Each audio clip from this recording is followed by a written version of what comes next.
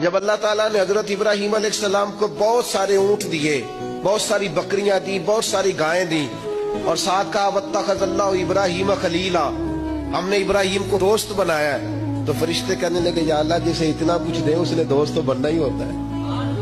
فرمایا جاؤ جا کے میرے ابراہیم کا امتحان کر لو۔ فرشتہ آ گیا اور آ کے اس نے کیا کیا، وہ بیٹھ گیا، بڑی بڑی فصل تھی اس کے بیچ، اور بیٹھ کے اس نے تسبیح پڑھنی شروع کر دی، سبحان اللہ والحمد للہ لا الہ الا اللہ واللہ اکبر، اللہ کا ذکر شروع کر دیا۔ حضرت ابراہیم علیہ السلام دوڑے جا رہے، کہاں؟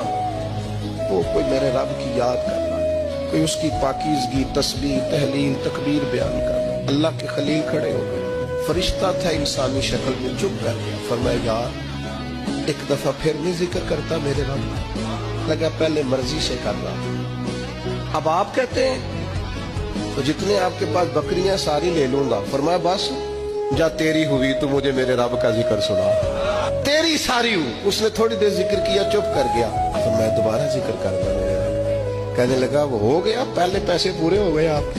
فرمایا اب؟ کہنے لگا جتنی گائے بھینسیں آپ کے پاس ہیں ساری لوں گا۔ فرمایا تیری ہوئی۔ نے تھوڑی دیر ذکر کیا، پھر چپ کر گیا۔